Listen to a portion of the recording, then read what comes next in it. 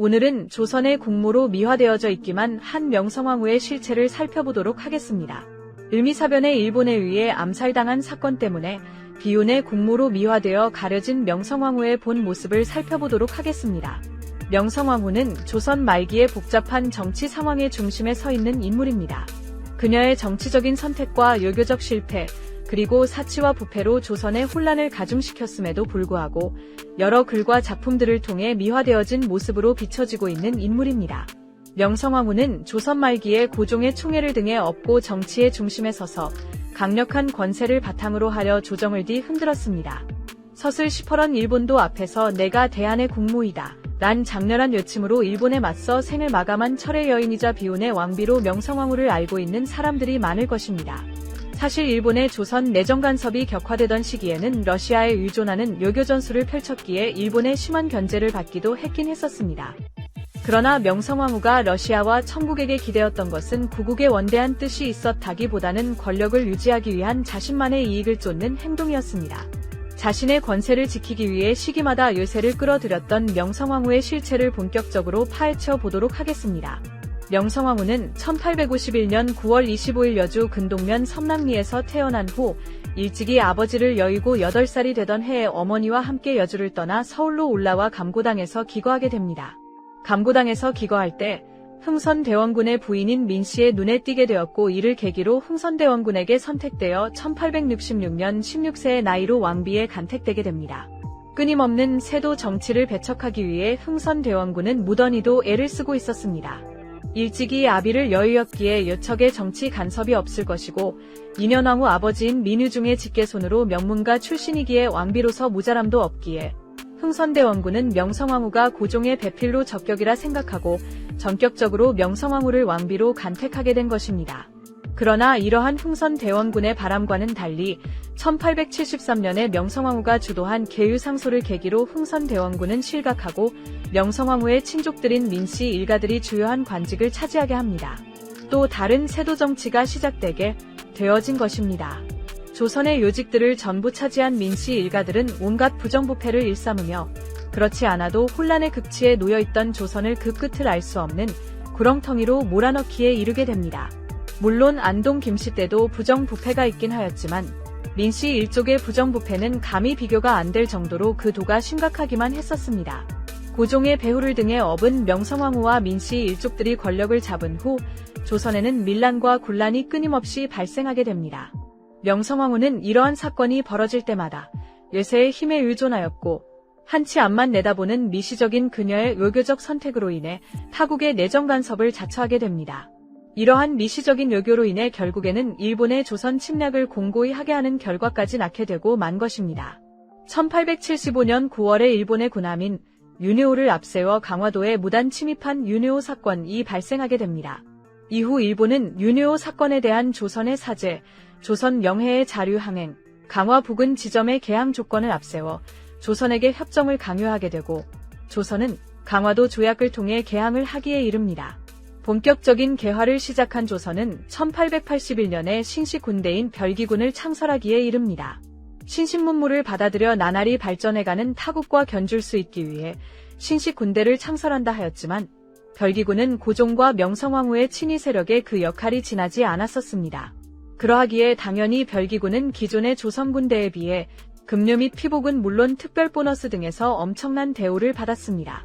그런데 군대 창설에 필요한 신규 재정을 마련하지 않은 채 별기군을 창설하였고 이 부족한 재원을 기존 구식 군대인 오군영의 운영비에서 끌어올 수밖에 없었습니다. 당연히 오군영이 제대로 돌아갈 리가 없게 됩니다. 결국 급여가 1년 동안 밀리게 되었고 그 밀린 월급 대신 13개월 만에 지급한 쌀마저 모래가 거에 섞인 쌀을 지급하게 됩니다. 그렇게 구식 군인들의 불만은 하늘 높은 줄 모르고 쌓여만 가는 와중에도 민씨 친족들은 군대 운영비마저 횡령하는 상황까지 벌어지게 됩니다.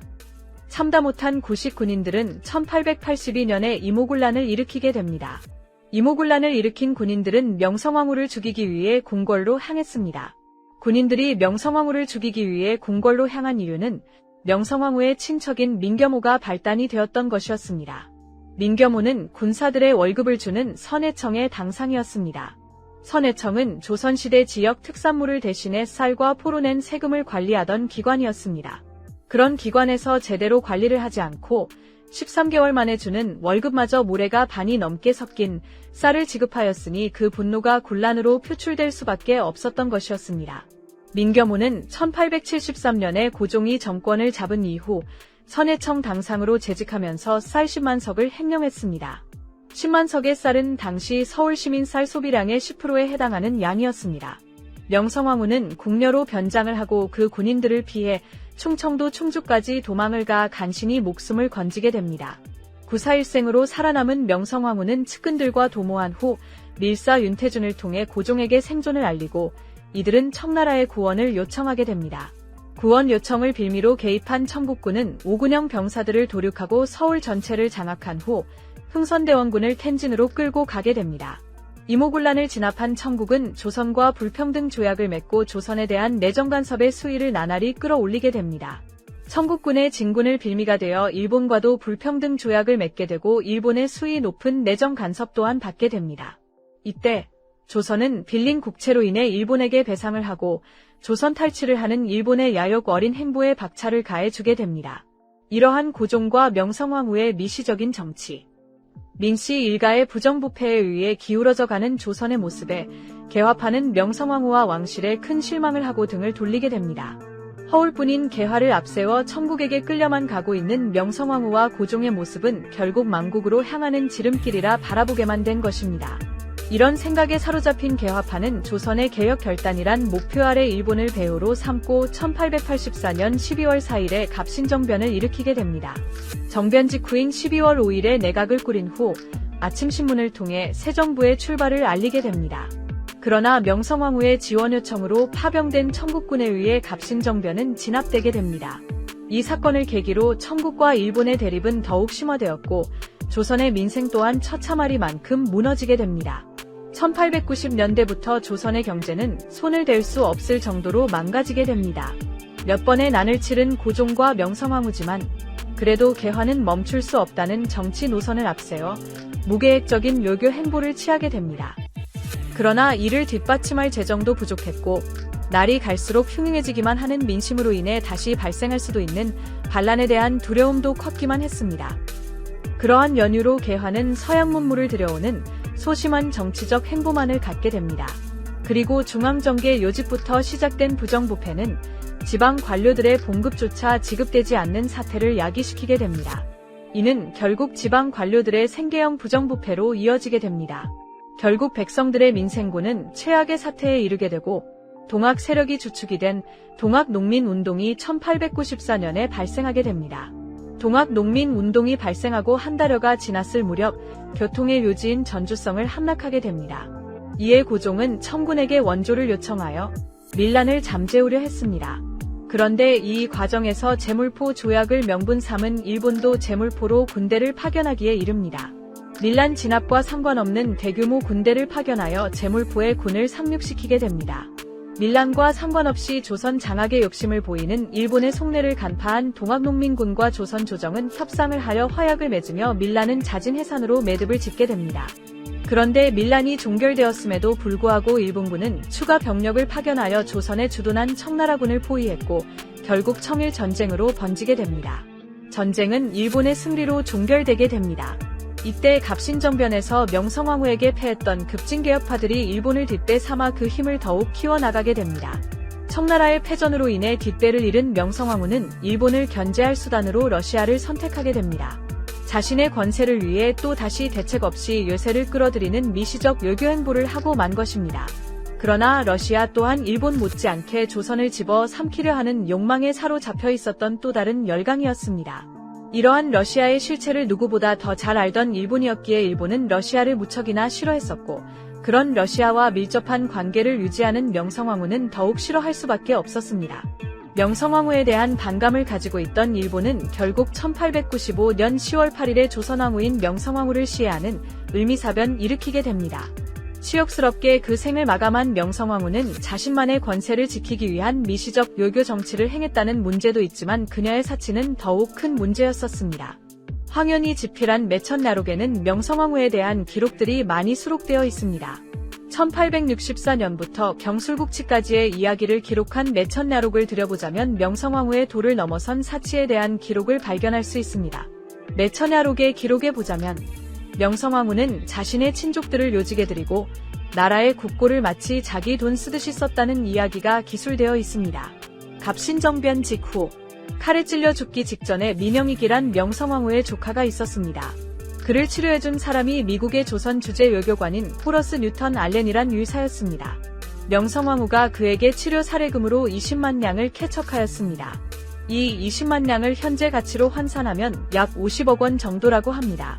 명성황후의 시원 한 배포는 여기서 멈추지 않습니다. 그녀의 주치의였던 리리어스 언더우드가 결혼할 때에는 명성황후가 보낸 추계금은 100만 냥입니다. 당시 조선의 국고 세입의 5분의 1에 해당하는 상상을 초월한 액수였습니다. 또한 미신에 빠져있던 명성황후는 무당을 불러 굿판을 즐겨 열었었습니다. 이렇게 명성황후가 굿판을 벌이기 위해 탕진한 금액이 국고의 10분의 1가량이었습니다. 고종이 집권하기 이전 조선에서 10년에 걸쳐 축적해 놓은 막대한 국고를 1년 만에 써버리는 어마어마한 배포를 보인 명성황후의 뒷배는 그녀의 친족들과 도모하여 행한 부정부패와 백성들에게서 수탈해서 얻은 것들이었습니다. 명성황후가 이렇게 물쓰듯 국고를 탕진할 당시 나라 살림은 나날이 쌓여가는 요체와 요동치는 물가로 바닥을 지옥을 겪고 있는 민생고로 전국이 시름을 앓던 상황이었습니다. 그럼에도 불구하고 주요 관직에 오른 민씨 친족들은 돈을 주고 벼슬을 파는 매관매직으로 막대한 부를 쌓고만 있었습니다. 그 민씨 친족들에게서 매관매직을 통해 관직을 사고 지방으로 내려간 이가 얼마 안 돼서 돈을 더 바친 사람에게 그 산 관직마저 뺏길 정도로 그 부정부패가 상상도 하지 못할 정도로 심각하기만 했었습니다. 매천야록을 쓴 황현은 이러한 명성황후를 가리켜 기민하고 모든 일을 임기응변으로 일관하며 정치 20년 만에 나라를 말아먹은 인물이라고 평가합니다. 결론적으로 명성황후는 조선 말기의 복잡한 정치 상황 속에서 중요한 인물로 자리잡고 있었습니다. 그녀의 미시적인 정치적 선택과 외교적 실패, 그리고 극을 치닫는 사치와 부패는 조선의 혼란을 가중시켰지만 일본에 의해 암살당한 비운의 공모라는 부분만이 대두되어 대다수의 사람들에게 미화되어진 인물로 전해지고 있습니다. 이러한 명성황후의 실체를 이해하고 조선 말기의 역사를 보다 깊이 있게 바라보는 계기가 되었으면 합니다. 시청하여 주셔서 감사합니다. 다음에 보다 좋은 영상으로 찾아뵙겠습니다.